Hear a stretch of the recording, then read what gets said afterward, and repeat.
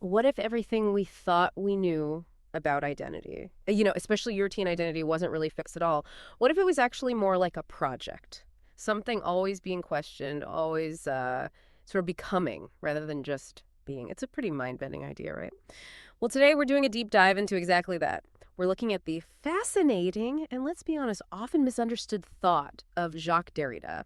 He was a philosopher famous for really challenging our basic assumptions. Our guide for this journey is Mihail Evans' really insightful article, Derrida's Europe, Rethinking Identity Beyond Phenomenology. It's from the Journal for Cultural Research, and it carefully unpacks how scholars today are grappling with Derrida's huge body of work on Europe and identity.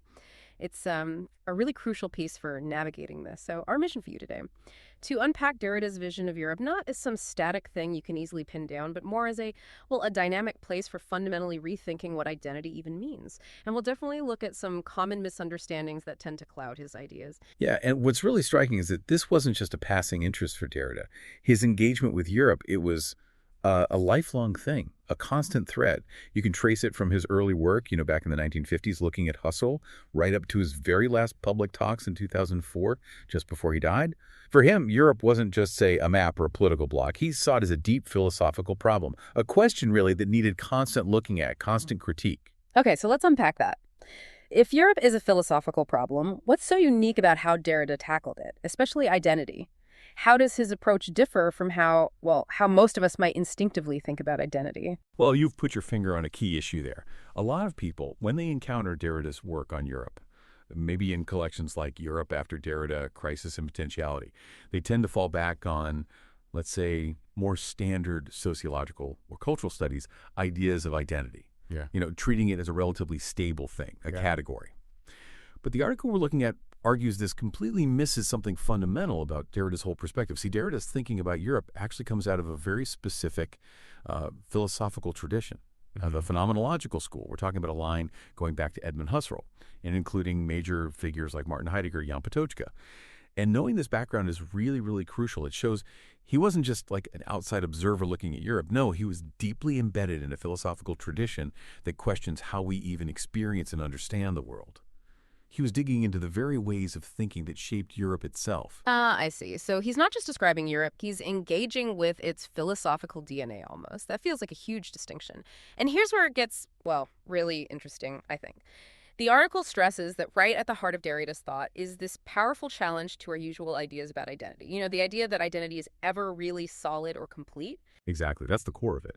He actually suggests that Europe itself could be precisely a project of pioneering the rethinking of identity.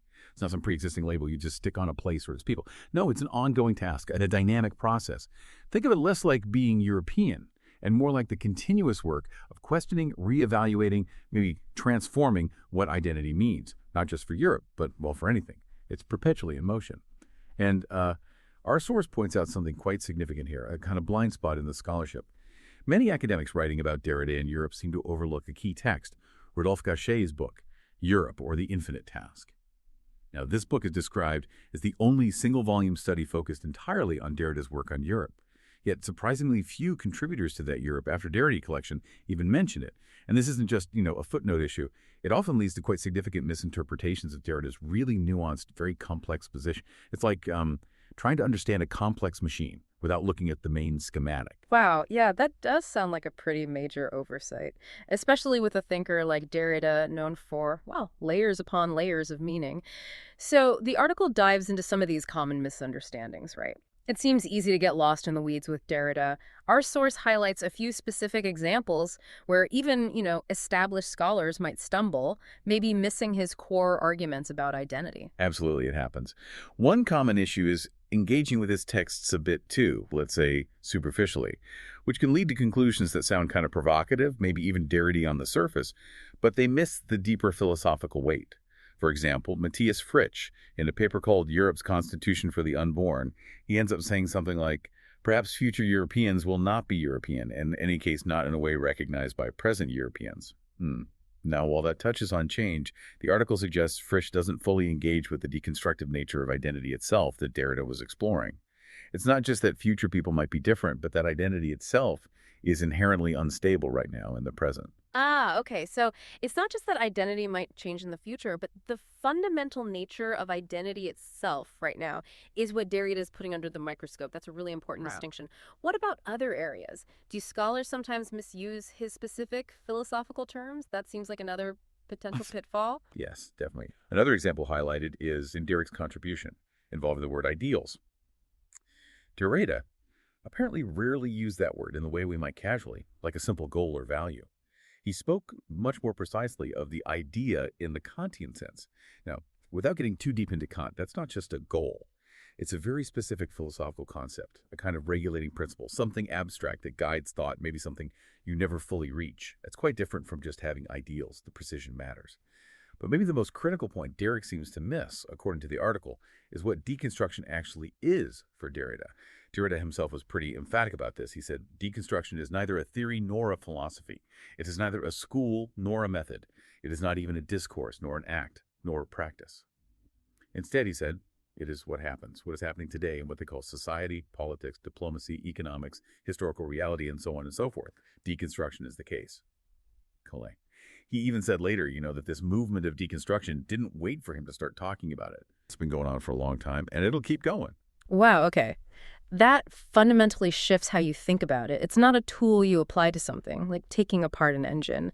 It's more like a description of a process that's already underway, something happening in the world, a dynamic that's just there. Exactly. It's already in play. So if it's not something we do, what does it look like? Can you give us maybe an example from today, somewhere we can see deconstruction happening? Oh, absolutely. Think about how, say, our understanding of history keeps changing, or national identity, or even something like gender identity. They're constantly being re-examined, challenged by new viewpoints, new information, or just evolving social understandings.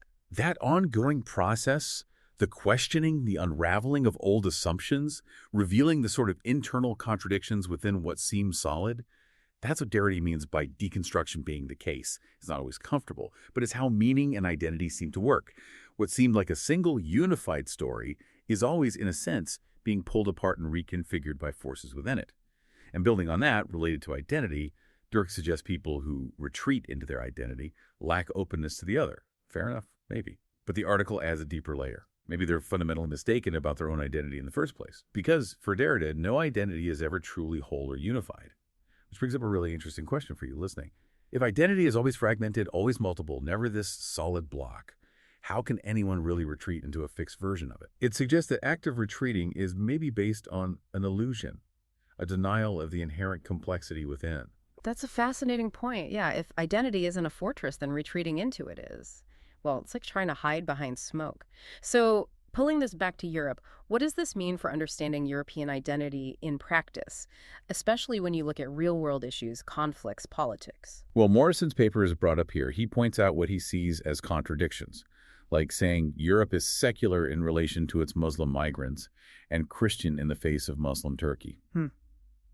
But the critique in our source is that Morrison makes these statements a bit too monolithic, too sweeping, and crucially, that he misinterprets Derrida's concept of autoimmunity. Autoimmunity. Okay, that sounds pretty intense. What did Derrida actually mean by that? It's clearly not the straightforward medical meaning. Right, and that distinction is vital. It's easy to miss the nuance. Morrison seems to take it as identity having some kind of internal self-destruct mechanism, as if Europe is actively harming itself from within. But for Derrida, autoimmunity is more fundamental. It's the idea that identity is never just one thing. It always contains contradictory forces, internal tensions. So European identity, from this perspective, is always already conflicted. It's always already undergoing deconstruction because of these internal differences. It's not about some external threat causing problems or a sudden self-destructive urge kicking in. It's about the inherent lack of complete unity, the built-in tensions and multiplicity within identity itself. Think of it like a political coalition. It defines itself by shared goals, maybe, but it always contains different factions, different interpretations, pulling in slightly different directions. That tension isn't necessarily a disease, it's just part of what it is. And this leads to a really important clarification. Derrida's task for Europe isn't simply, as it's often interpreted, a kind of moral call to maintain an openness to the other. That makes it sound like a policy choice. Instead, he's identifying that European identity is already inherently conflicted, and because of that, it's always already in deconstruction. So the openness, the internal difference, isn't something Europe needs to choose to adopt. It's an inherent condition of what European identity actually is. It's fundamentally a site of questioning. That really does shift the perspective, doesn't it? It moves from being about something Europe should do, like a duty, to something it fundamentally is. It implies this constant, unavoidable process of becoming, of negotiation, rather than some stable end goal or virtue to achieve. The tension is the identity, in a way. Exactly. That's a great way to put it. And connecting to this dynamic, inherently unsettled view of Europe, our sources mention a really interesting suggestion from Derrida. He apparently saw writing in several languages, and more than 2 languages, as the whole program for a critical experience of Europe and of its institutions. Wow. That's quite a statement for a continent with such incredible linguistic diversity. So embracing multilingualism isn't just, practical for communication. It's actually philosophical, essential for critically understanding Europe's own structures. It's like the languages themselves embody that internal difference, that deconstruction we're talking about. Precisely. It's not just about translation. It's about inhabiting multiple ways of thinking at once. It prevents any single language, any single conceptual framework from becoming dominant or absolute. It forces a constant negotiation. And there's another, maybe more provocative thought cited via Gasché. Derrida apparently said something like, what we can rigorously call philosophy exists nowhere other than in Greece, end quote. Now, hold on, before jumping to conclusions about Eurocentrism.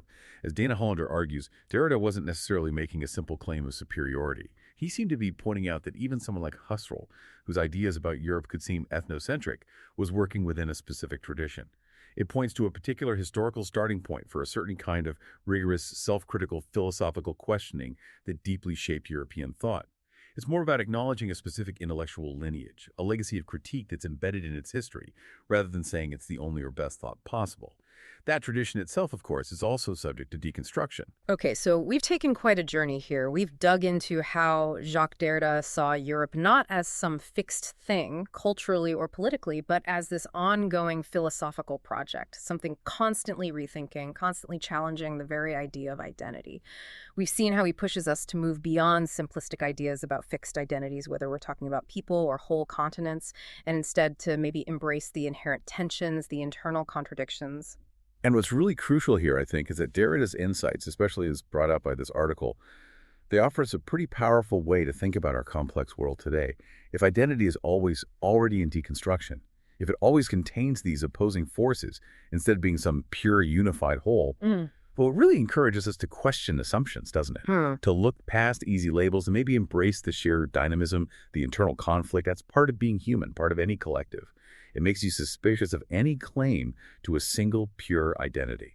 This has been genuinely thought-provoking, a real deep dive into a philosopher whose ideas, they're often misunderstood, but they feel incredibly relevant to how we see ourselves and the world. His work seems to fundamentally reshape how we might think about identity, not as something you possess, but as something always in flux, always being made and unmade, really, from the inside out. Absolutely.